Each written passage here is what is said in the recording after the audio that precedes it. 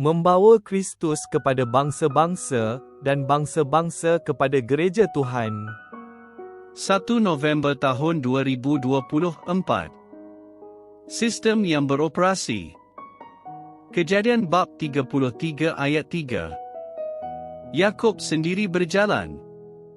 7 kali dia sujud memberi hormat sehingga tibalah dia dekat dengan abangnya, Esau. Adalah perkara biasa bagi pengguna memberi penilaian untuk perniagaan atau perkhidmatan pengguna. Memang mudah memberi 1 hingga 5 bintang kepada syarikat atau pekerja tersebut berdasarkan taraf kepuasan seseorang dengan perkhidmatan yang mereka terima. Ada sistem yang telah wujud untuk menyemak hampir segala-galanya.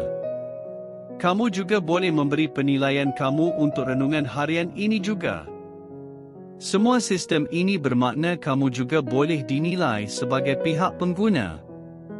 Jika kamu pernah membeli sesuatu melalui talian, menempah percutian atau melakukan perjalanan melalui aplikasinya, kemungkinan besar kamu diperlukan membuat penilaian melalui talian iaitu bilangan bintang yang diberikan menurut perkhidmatan yang diterima. Mungkin pada masa akan datang, semua orang akan diberi penilaian. Seseorang boleh melihat kamu, atau hanya melihat kamu melalui implan mata mereka, dan mengetahui dengan serta-merta sama ada kamu adalah manusia yang beroleh 5 bintang ataupun 2.5 bintang sahaja. Perkara ini mungkin akan terjadi pada masa hadapan tetapi manusia telah pun menilai satu sama lain selama berabad-abad. Orang akan bercakap di mana-mana sahaja, sama ada di sekeliling pagar, di kaki-kaki jalan, dalam mesyuarat dan selepas mesyuarat. Mereka akan berbual dengan kamu. Mereka akan memberi maklum balas tentang cara kamu melayan mereka, cara kamu memenuhi piawaian dan menangani masalah ataupun kegagalan kamu juga. Penilaian kamu akan meningkat atau menurun sejajar dengan pengalaman yang mereka terima. Saya baru bercakap dengan seorang rakan mengenai perkara ini dan dia mengulas. Saya suka sistem penilaian saya untuk orang lain tetapi tidak suka sistem penilaian mereka untuk diri saya. Saya pasti kamu bersetuju dengan ulasannya. Sistem ini telah lama wujud. Mereka berkait rapat dengan apa yang Alkitab katakan yang berlawan dengan ikatan sejahtera. Di satu pihak, sistem penilaian ini telah menjadi rosak, disalahgunakan dan berupaya menindas juga. Dari sini, Yesus telah datang untuk membebaskan kita melalui kematian dan kebangkitannya. Dibangkitkan daripada kematian, Yesus meyakinkan kita bahawa nilai kita adalah berdasar kepada kasih Tuhan Bapa terhadap kita dan bukan pada prestasi kita. Sebaliknya, sistem ini masih berakar pada hukum Tuhan yang tersurat dalam setiap hati manusia.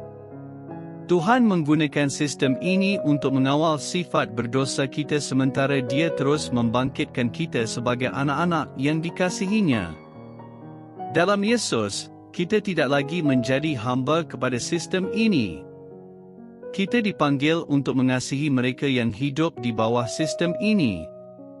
Jadi, bagaimana kita melakukannya? Cerita kehidupan Yakub yang dicatat dalam kitab Kejadian bab 33 memberi kita jawapannya. Yakub baru sahaja selesai bergelut dengan Tuhan. Tuhan menampakkan diri dalam bentuk manusia untuk berdepan dengan Yakub. Tuhan ingin menarik perhatian Yakub supaya Yakub akan percaya bahawa biar menang atau kalah, diberikan bintang atau tiada bintang, Tuhan mengasihinya dan akan memberkatinya. Tuhan akan sentiasa bersama dengannya. Dengan iman, Yakub dibebaskan daripada sistem ini tetapi dia mesti berjumpa semula dengan abangnya, Esau. Esau masih berpegang pada sistem di mana abang atau kakak yang lebih tua harus dihormati. Yakub telah berkelakuan tidak sopan. Dia telah berbohong kepada ayahnya, mencuri berkat Esau dan melarikan diri seperti seorang pengecut. Tiada bintang untuk Yakub, kata Esau. 20 tahun telah berlalu dan kini Yakub telah yakin bahawa dia adalah anak yang dikasihi Tuhan dan bebas daripada sistem yang membelenggunya. Yakub dipanggil untuk mengasihi abangnya yang masih hidup di bawah sistem ini.